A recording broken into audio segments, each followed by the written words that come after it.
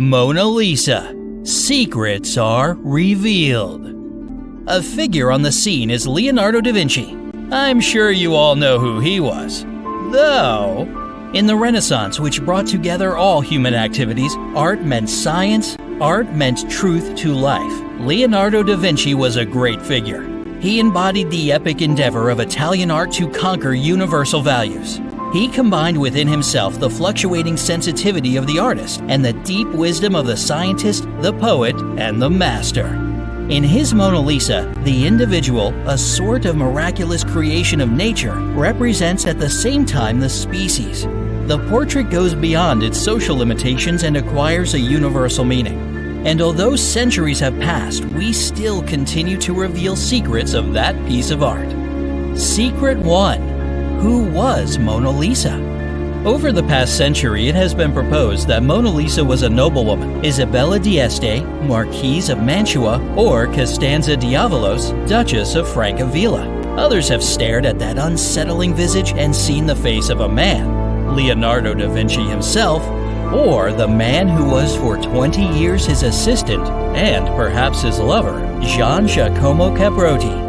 There is even a theory that the picture may have started out as a portrait from life, but over the years that Leonardo worked on it, evolved into an abstract vision of the feminine ideal. These days, most experts agree that the Mona Lisa is a portrait of Lisa Gherardini del Giocondo, wife of a Florentine silk merchant named Francesco de Giocondo.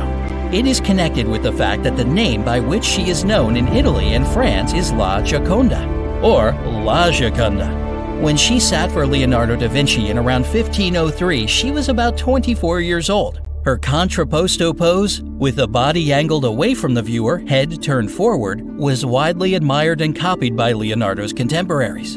And his somfatto technique, where sharp edges are blurred to create an uncanny lifelike effect, was seen as a brilliant technical innovation, very unlike the slightly frozen human figures of earlier, lesser painters.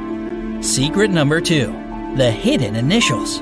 In 2010, Silvano Vincetti, chairman of Italy's National Committee for Cultural Heritage, claimed to have discerned letters minutely painted on Mona Lisa's eyes, L and V, Leonardo da Vinci's initials, in the right eye, and perhaps C, E, or B in the left.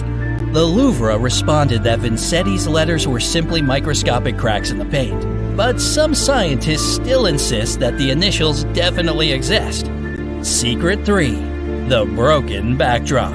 The distant, dreamlike vista behind Mona Lisa's head seems to be higher on the right-hand side than on the left. It's hard to see how the landscape would join up. This is subliminally unsettling. Mona Lisa appears taller, more erect, when one's gaze drifts to the left than when it is on the right. Secret 4. The bewitching smile. In 2000, scientists at Harvard University suggested a neurological explanation for Mona Lisa's elusive smile.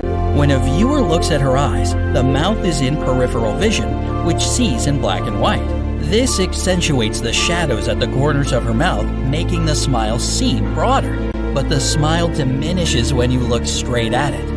It is the variability of her smile, the fact that it changes when you look away from it, that makes her seem so alive, so mysterious.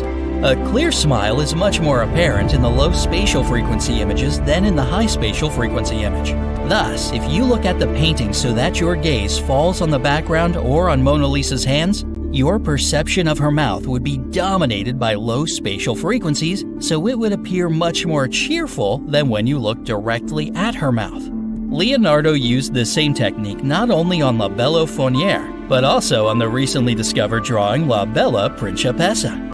So the world's most famous smile is inherently and fundamentally elusive, and therein lies Leonardo's ultimate realization about human nature. His expertise was in depicting the outer manifestation of inner emotions. But here in the Mona Lisa, he shows something more important, that we can never fully know true emotion from outer manifestations. There is always a somfatto quality to other people's emotions, always a veil. Secret number 5. The unknown bridge. The Mona Lisa's background landscape seems unreal, but the bridge might be one that Leonardo knew. It is usually said to be Ponte Borriano in Tuscany, but in 2011 a researcher claimed it depicts the Bobbio Bridge over the Trebbia, which was washed away in a flood in 1472. Secret 6. Da Vinci's obsession. Leonardo da Vinci worked on the painting for 4 years, and possibly at intervals after that. He always took it with him when he traveled, and he never signed or dated it. The picture went with him when, towards the end of his life, he moved to France.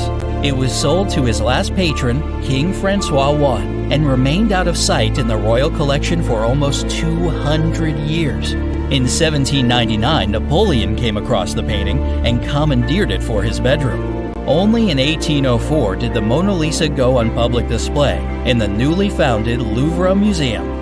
At that time, it was not seen as particularly interesting, but in the middle of the 19th century, Leonardo's stock as an artist slowly rose. He came to be seen as the equal of two acknowledged Renaissance greats, Michelangelo and Raphael. This new interest in Leonardo as a painter drew attention to his few known works. Secret 7. Was Mona Lisa unwell? Mona Lisa has often been scrutinized by medical experts. In 2010, an Italian doctor looked at the swelling around her eyes and diagnosed excess cholesterol in her diet. Other conditions ascribed to her include facial paralysis, deafness, even syphilis. More happily, it has been suggested that the look of contentment on her face indicates she is pregnant. Jungians have seen her as an accomplished representation of anima, the female archetype that resides in each one of us. It seems that almost any condition can be read into that puzzling face. Secret 8. Leonardo painted 3 versions of the Mona Lisa, one on top of the other. The artist began his portrait of Mona Lisa on poplar wood panel in 1503, but set aside to work on a civic mural. Returning to the painting between 1504 and 1506, Leonardo tinkered with his model's features and placement. Years later, as sophisticated imaging techniques reveal, he added subtle shadings and adorned her with long, fairly bright red tresses, since faded into brown to create what Hatfield calls the third Mona Lisa, the portrait we see in the Louvre. Almost every year, new technologies appear, and it seems one day we will look at Mona Lisa through some kind of modernized microscope and find new hidden things. Leonardo da Vinci was a great player and a bit of a magician, and the game is still not over.